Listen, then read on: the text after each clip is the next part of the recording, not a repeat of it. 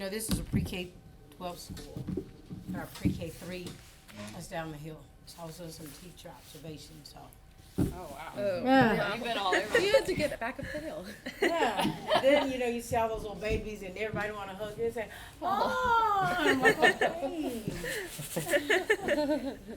How's everyone? Can you tell me your names?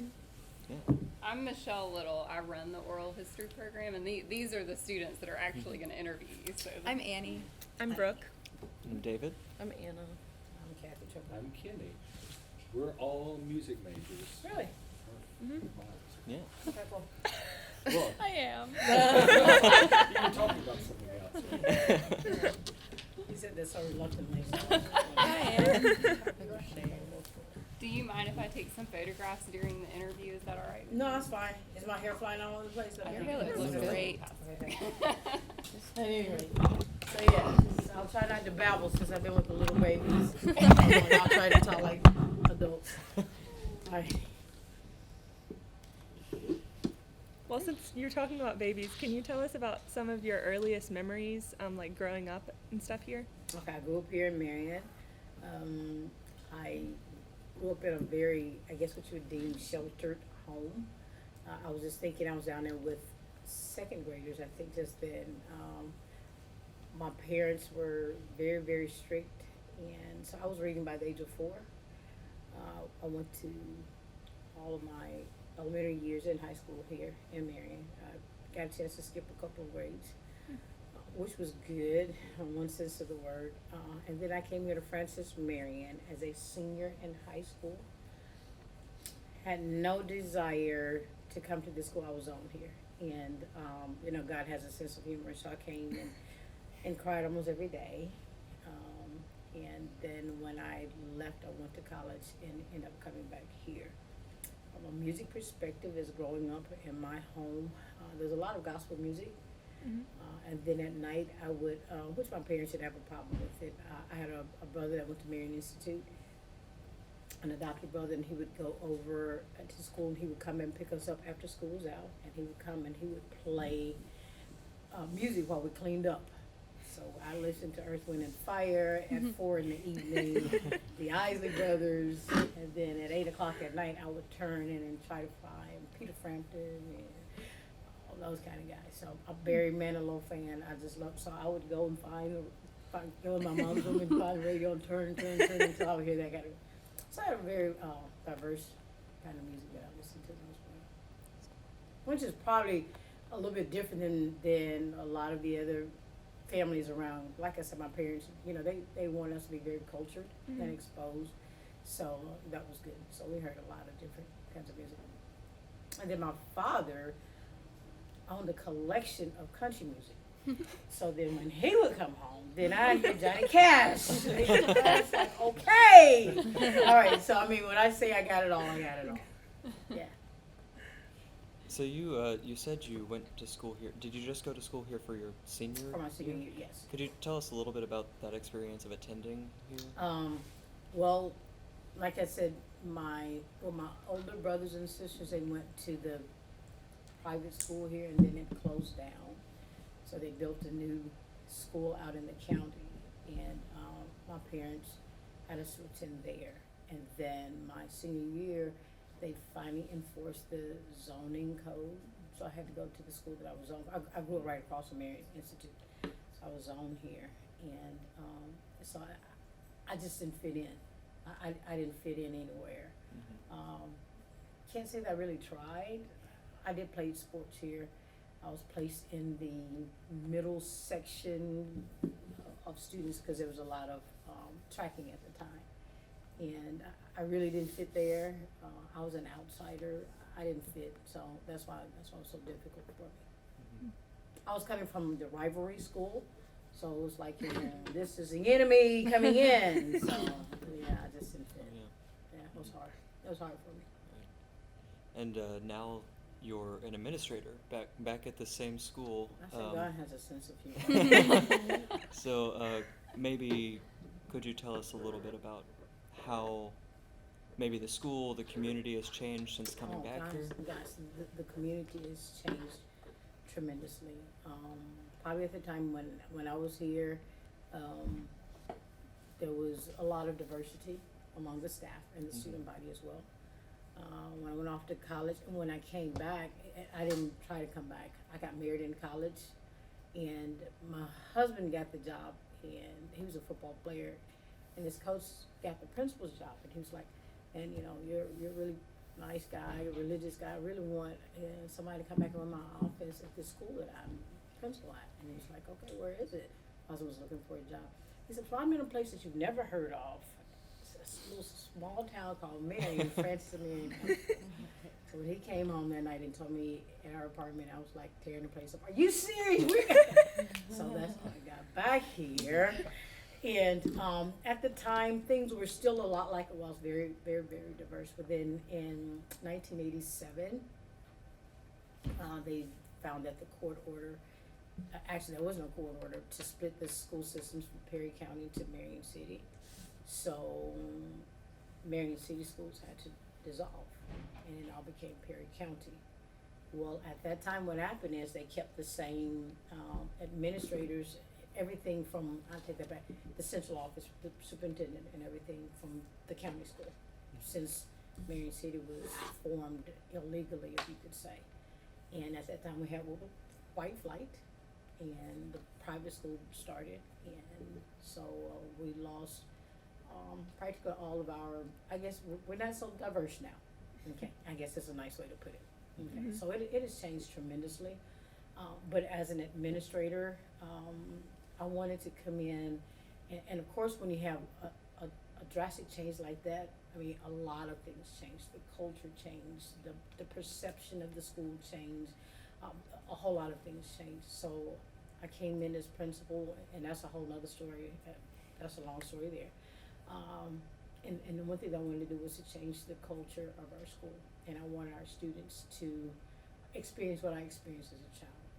Although the diversity is not here in the population, there's a lot that you can be exposed to. There's a lot that you can learn outside of what you go home and see every single day.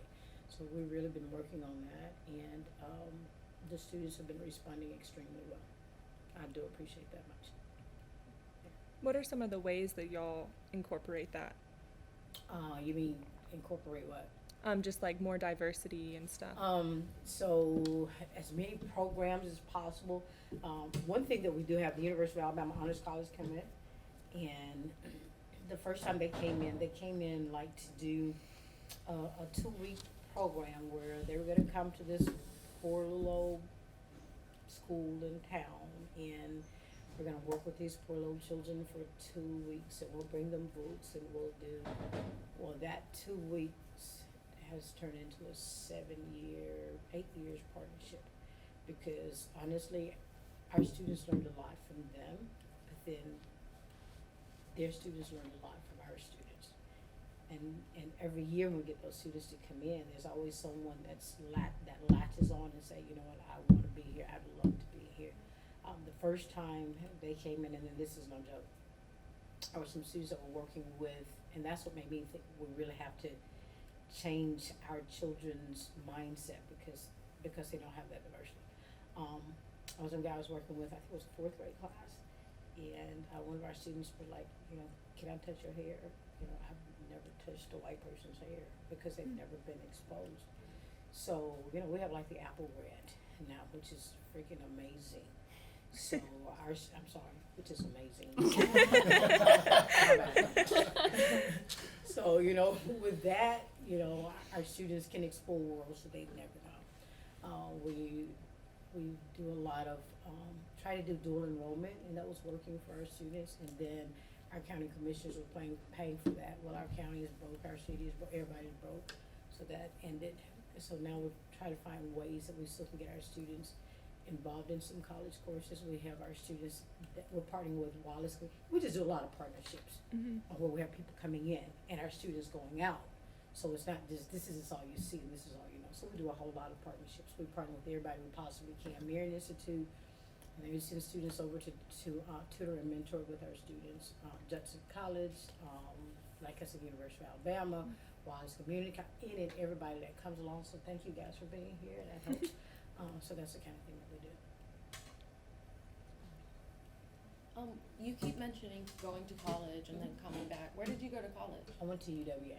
Okay. What did you major in? I was a physical education major, and my father never allowed me to forget that. Because, oh wow, it was like, so I wanted to be a physical education major because I played sports, and I saw how a coach made a difference with the children, and I wanted to be a junior high basketball coach. Because at that age, you know, they're so impressionable, you just make such an impression. And I saw how junior high act, I was like, never mind. Okay. So I did become a coach, I did. And I coached for, I think I had 16 years. I coached basketball. And my father would always remind me, why you just want to be a PE teacher? Why do you want to be a PE teacher? And I was like, that's just what I want to do. There were 6 of us, 4 older than me. And all of them, there was like 5 of us in college at one time. We had no choice. We had to go to college. That's how I ended up at UWA, because I knew my parents, anyway, couldn't afford that. So I found a book that had the list of colleges in it, and I found the cheapest college in the state of Alabama to attend, because I was like, you know, maybe my parents could afford that. But yeah, so I have to tell this story here. It doesn't matter to me. I have my doctorate degree before you ever even say that. But the reason why I did it was because I told my father, I said, yeah, I know I could be a doctor. I really could be. Okay, but I just want to be a coach. So I went back and got my doctorate degree to prove to him that I could be a doctor if I, you know, in something, but I just wanted to coach. So, yeah. So everybody always, you know, like, wait, so you have your it doesn't matter, okay? And then, you know, unfortunately, my father didn't live long enough to see me complete that, but he knows. So how did you get from coaching and stuff into administrating? I was one of those crazy coaches that was a hard disciplinarian, and you know, so they saw that, and then they started like, you know, you might want to consider doing this something else, and I got to the point where what happened is when I was coaching, and I must admit I'm a control freak. I'm honest. And something happened with our boys basketball program, and instead of them just disciplining them, they disciplined our girls, and we had won like our area. They kicked us out of the tournament. We couldn't play at all. And I said, well, I can't, and my teams were very, very disciplined. I didn't take any jump, okay? So, but when it got to the point where I could not control my team's destiny, I no longer wanted to do it. So I quit coaching. And then I went to school. One of my friends was working here, and one day he called me in the office, and he was like, hey, let's go get our administrative degree. I was like, okay. So we drove down to UWA that afternoon and enrolled, and I just did it, you know. And so, and then the rest is history. So, like I said, you know, they noticed that some of the qualities for an administrator in me. So I was like, okay, we're fine. But I absolutely, God, don't let it change. I absolutely love it. That's good. I really do. See, I think I remember seeing in your biography that one of your main drivers was this feeling that you would want to come back and give back to your community, right?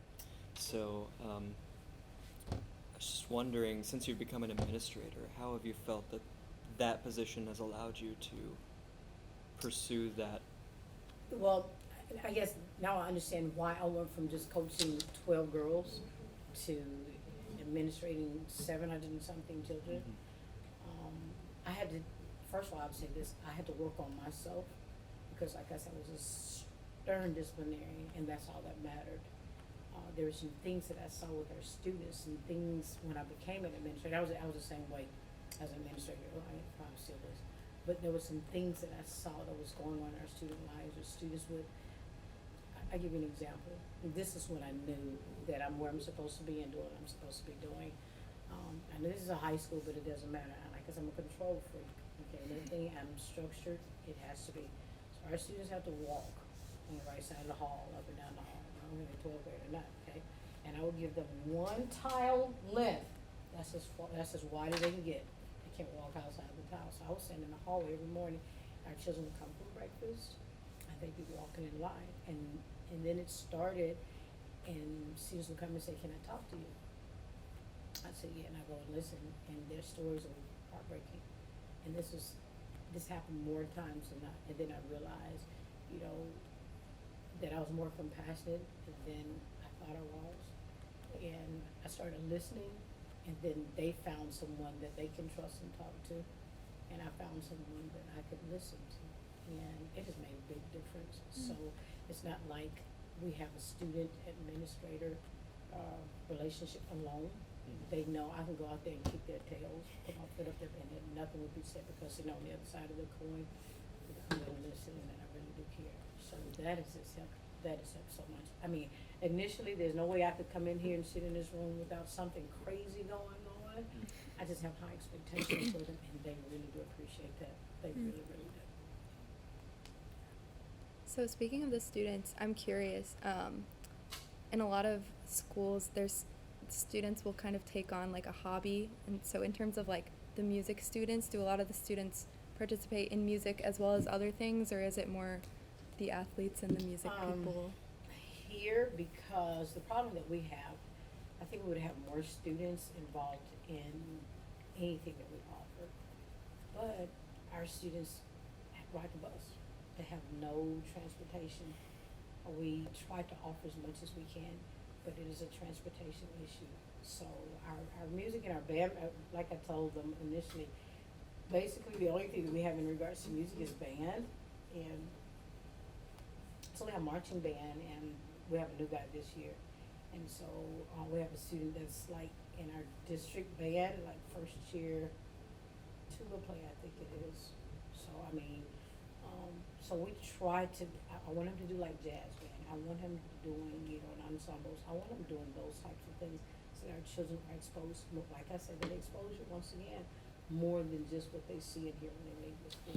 And we're seeing that. We're seeing an increase in that. So that is good. Yeah, they do the athletics, but once again, it's not like one is greater than the other. We are rebounding back from a couple of bad years of band. Last year we had like 15 players. This year we got up to, I don't know, maybe 40, which is really good. So yeah, like I said, we're pushing, you know, our students being involved. As a matter of fact, we want our students to be involved in at least one or two activities outside of school. What kind of things are available to them, like just in the community? For what kind of things do they get involved in? Once again, of course, the biggest thing we have here is athletics. In our partnership with the two schools, Judson College come in, and we've started, because this is an agricultural area, we don't have agriculture offered. So they've come in, and whenever these people come in, we find those things. So we've started our greenhouse back that was here 100 years ago. And so we've had students go out and do that. We have a garden on campus, and now they're doing that. So we're trying to find ways. We have our students that are excited. We have students that's doing coding. So we have students that's doing welding. We have students that, you know, so we're trying to find those things, like I said, once again, to get them involved. And a lot of times they have to be done during the school day. So it's hard to do it after school. So we find things that we can get them involved in. Yep. So kind of transitioning from, we've talked a lot about students and stuff. What is it like to be a parent? I think I read in your biography that you have 3 children. So what was it like to be a parent in this community? And what was it like to be a parent in this community? I would say this, it was hard for my children, being that my husband and I both teachers in school. They had a hard time, but they had a hard time. But for me, I guess it was kind of hard for me too, because those things that we want our children to be involved in, like I talked about how my parents did, they're not here. So, you know, we'd have to take our children somewhere else to do dance and somewhere else to do music. And all of our children did do music. I traveled on Saturdays at least an hour away for my children to take piano lessons, those types of things. It was hard because those things are not here. So that's another reason why our children are not involved. Yes, I could afford to do that, you know, to do that for my children, but how many parents can actually do that? Can actually take their children to where they need to go to get that exposure to those things. And now we have a bonus child that's 10, and now we have her, and I'm doing the same thing. So I've travel to Selma on Mondays to take her to piano. She used to travel like to Tuscaloosa to take dance, you know, and so it's hard, but like I said, we'll do that, but, you know, just not a whole lot of parents are able to do that. So do I think they want to? Oh, absolutely, absolutely. And there are some that still do, but it's just hard for the masses. Why do you think that more programs haven't come up in the area? So obviously there's people who are, like your children, are going out of the community and coming back, or maybe not coming back. I don't know. That's why. Is that the issue? That's the issue. Like I said, a few years ago, our school we've gone through a lot of transitions that has really, really hurt our school. And one of the main things is there is no industry here in our town. So what our parents do is a lot of our parents either work like at Mercedes, those subsidiaries, or with Mercedes, or maybe in Montgomery with Hyundai or something like that. And initially, they would allow their students to stay, and they would commute. And then the year when the gas prices went crazy, and that's the year when it really started. It started where we lost a lot of students. Then our academics we nosedived from where we were to like rock bottom. And so we were on that famous failing school list. So then we lost a lot of students then, which we're no longer there now, I might add. So we're looking and we're bouncing back. And I just see us making a rebound, but that's just a part of that culture changing that we're talking about. So a lack of industry, a lot of parents move away because of their jobs. So we've lost a lot of students. Our enrollment has declined tremendously, which is why we're pre-K-12 school. And then when we do, as our superintendent, which is, I totally agree, we have our students, the number of students going to college, I think within the last 2 years, at least 79% of our students go to college. We really emphasize that. Our graduation rate is over 90%. And they're not just going unless they can't afford it. They're staying and they're graduating. But then we have those who just cannot afford it. And then once again, we've lost those students. So how can we help them? But the ones that do stay and graduate, which is quite a few, they never come back. So it's like our superintendent says, sort of shoot yourself in the foot. You do a pretty good job of educating them. But then when they get educated, they go the big cities. Who wants to come? I always say, well, there's no McDonald's or no Walmart here, so who wants to come? So we have that problem also with retention of teachers. We can get some good teachers, but they can't. And then the women always tell me, if you find me a husband, I'll stay. I'll be like, bye, baby, I can't do that. I'm sorry, I'll try. But so it's those types of things. Like I said, we've had some awesome teachers to come through, but it's just hard to keep somebody here in Marion when there's nothing to do. So that's the same thing with parents and families. We're saying there's really nothing to do, but we're a Main Street, we're part of Main Street, Alabama now. We just got approved for that, so we're working hard with Main Street to see how, and I have our students involved in that as well, how that can help our students and our children, to be here in Marion, to have something to do, in and out of that, want to come back once they get that. So most of the people who live in Marion are from Marion. Yes. Okay.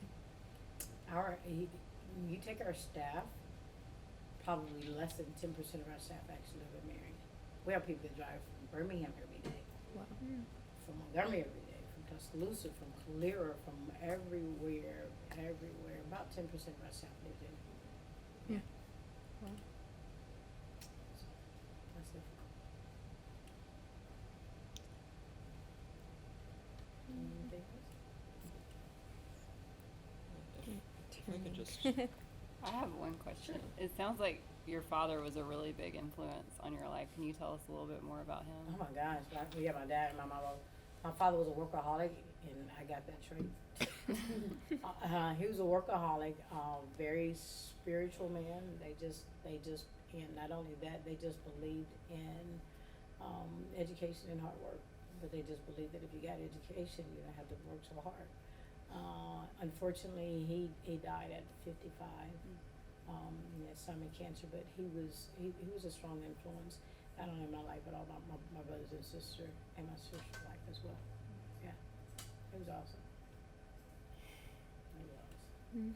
So you're the second youngest of 6, Yes. you said? What did your other siblings end up doing? My sister was the oldest.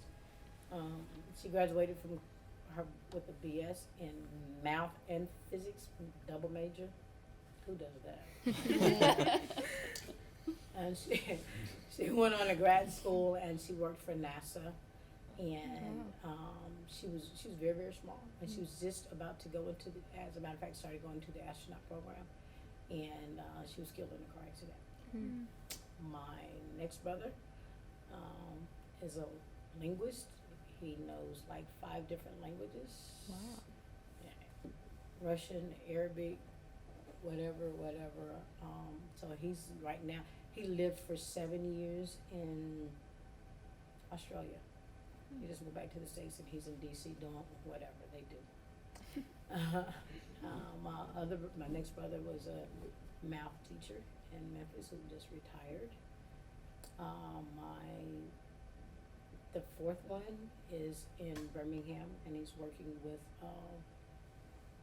like a psychologist with those people. Okay, I guess it that way. Then you have me, and then my youngest brother, he did military also. Cool. So it sounds like your parents' emphasis on being exposed to lots of different culture, like, actually really had an effect on. Yeah, it did. And my husband was laughing at my youngest brother, the one that was military. He had a stroke this summer, so we went and got him. He's in Philadelphia, so he's still at my house as he's recovering. So my husband was joking us on last night, which I didn't think was funny. He was like, yeah. You guys couldn't even leave out your yard, which we couldn't. Because my parents were like, there's 6 of you, you got enough to whatever you want to play. So you got enough people to play right here. So, I mean, like I said, yeah. And because of that, we had no one else that could influence us.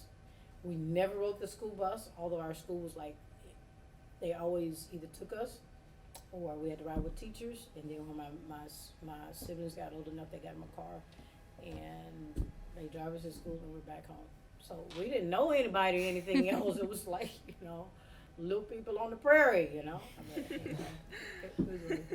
it was worth it. Now, now I look back, it was fun. Yeah. So yeah, we did the piano and all of that too, and they had to go all out of their way, for that, but they made the sacrifice. Yeah. And even after, I can remember so vividly after my brothers and sisters went to the private school and closed, and my mom paid tuition.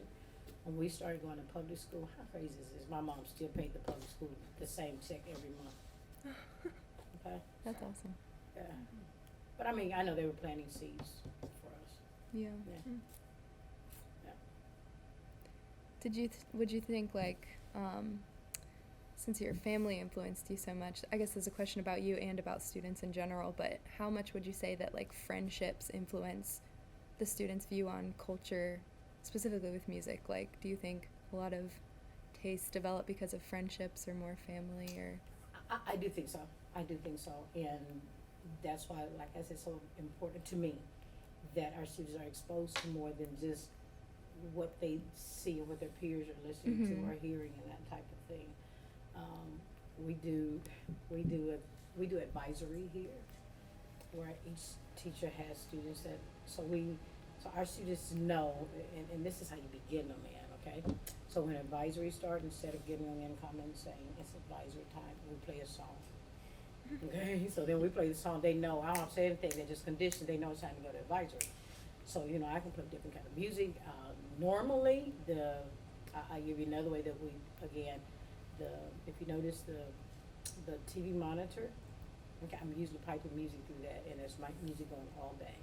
Okay, maybe jazz, and maybe gospel, and the Christmas was Christmas, and initially I come up like, Dr., why are you playing that? And, I like it, and then you'll hear them going down the hall singing it. So I was like, gotcha. So yeah, but this week for some reason we've been having a problem with the internet, and our tech person came up and tried to get it right. So and then they'll say, we need the music going. I don't hear it. So yeah, so that's another way that we try to do it too. So. you know, if they can't go out to be exposed, you know, I try to bring the exposure. And that's another thing. How many students have like problems with internet at home? Because like obviously you can't outreach from your own home if you don't have. We do have that problem. AT&T, when we got the Apple grant, tried to come in and try to fix it here in Marion where everybody had access to the internet. As a matter of fact, we're one of the only schools, we allowed our students to, and you gotta imagine, last year was 706 of these people. And we're crazy enough to allow them to carry those iPads home. Okay, they had to carry them home and bring them back. So at the end of the year, Apple came in and they were asking, they always come in because they have to keep monitoring everything. It was like, so how many iPads did you lose? How many didn't make it back? 2 out of 760. So they were like, how in the world did you do that? You need to tell the rest of them. It's just expectation. I tell you to take them home, bring them back, bring them back. That's it. That's it. So they did. We end up losing 2. Yeah. So we put those in their hands again, so that they can have access to.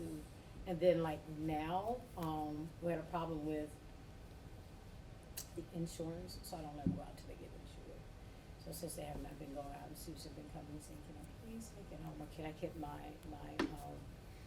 you give me a laptop to carry home, because they and it's not, they do a lot of online courses too. Again, trying to get them exposed to other courses other than what we offer here. Yeah. So we have students that's taking foreign language. We use Access here and Edgenuity, those are online programs that we use. And there is not a music program on there. Yeah, that's the only thing that I hate. I hate that. Yeah. Can you talk a little bit about the role of religion and religious music in your own life and also in the community? Yeah. I am, I guess, I can't say goes without saying, but I'm a very religious person. Okay, my husband's a preacher. Okay. And I laugh at him all the time because I still listen to all this music, you know. And I have to listen to the rap because I need to know what the children are talking about.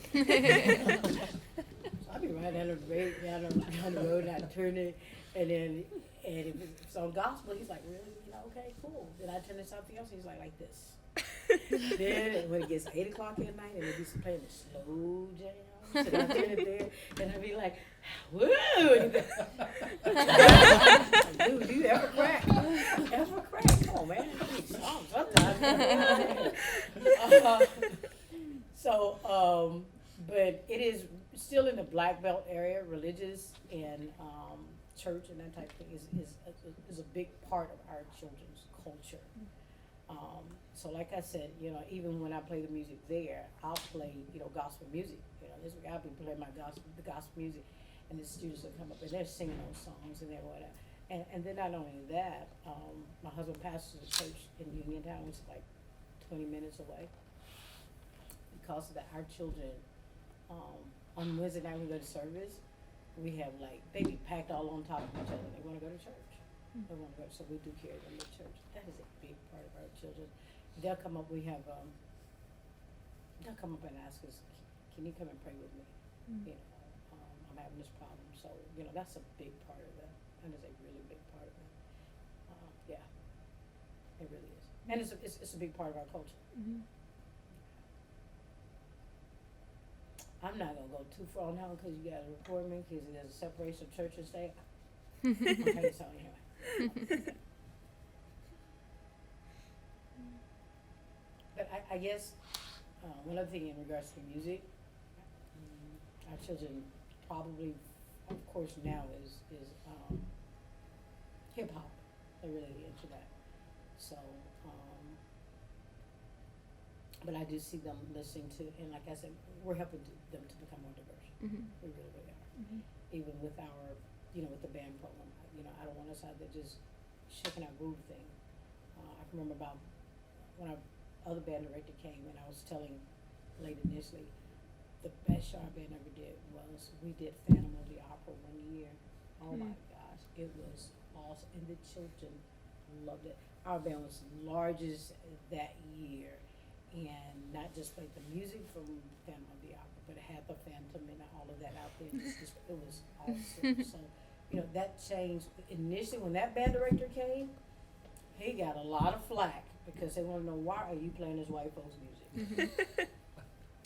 And he had a same mindset that I have, you know, we're better than this, we can do more than this. And the first time they went out and did a show, our people booed them. Oh, yeah, because you have to remember, the other band directors that had come along since we had gone to the Perry County system, it was just predominantly African American, was like trying to imitate the HBCU bands, you know, and with the dancing and, you know, all like that. And this guy came in and he was like, you know, that's not us. That's not who we are. We're not going to be defined by that. We may be part of it, but that's not who we are.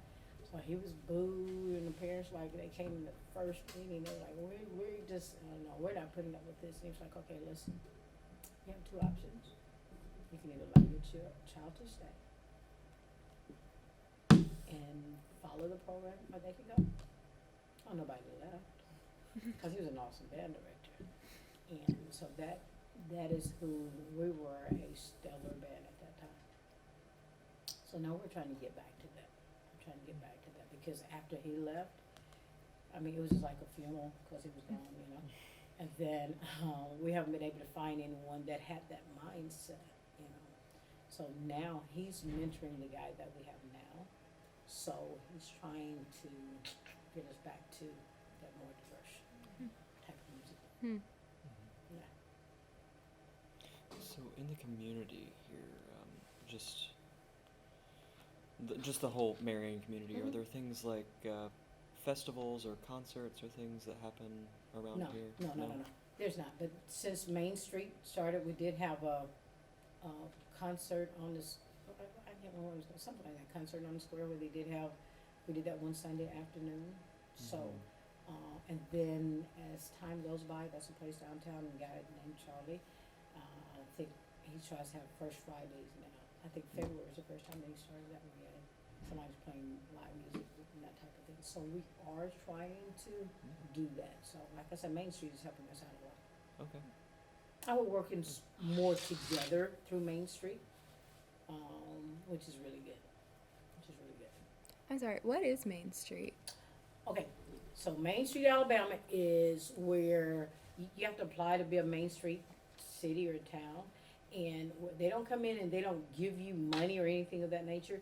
They come in and they assess your community and they tell you those things, just simple things that you can do to make your community better.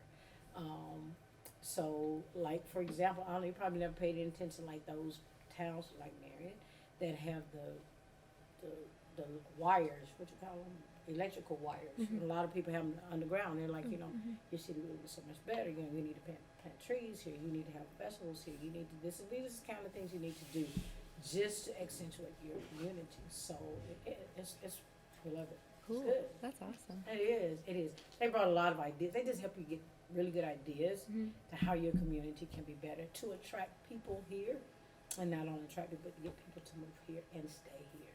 So yeah, we got we became a Main Street town. I think maybe like in August or something. That's really cool. That is real good. I didn't know about that. So do you ever hear students making their own music or starting their own original groups or just like solo things? No, we don't. And once again, that transportation thing. I'm trying to think. Can I think of anyone that has tried to do something along? We have a lot of really gifted singers, and we started a choir, more or less. And in the past, we would have one, but it was high school. But now we have like the little children, so that we can teach them and they can grow into that. Okay, so that's what we're trying to do now. But no one has a band. Now we used to, when the other band director was here, some of this awesome guy, we did, and they would go out and play, you know, events, and that was really, really cool. But that's what we're trying to get back to, and hopefully he can help us get back to that. Yeah, because we have some gifted musicians. Like I said, Cameron's in 11th grade, and he's first year, whatever, in district band and going to all set. So That's good. That is Mhm. Yeah, he's really good. Yep.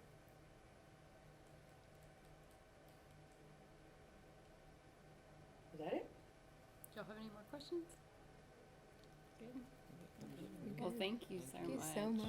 Cool. This is Taking the awesome. time I out. hope I didn't, I hope you guys can put something together. Oh yeah. Who knows? And Dr. Trimble, I do have a release form since we did record it. So Important. let me see. Oh yeah. So, and then the students will sign as the researchers, and then and we'll get you a copy of the transcription so that you can approve it before anything is made public on any format. So I really appreciate you taking the time out of your day.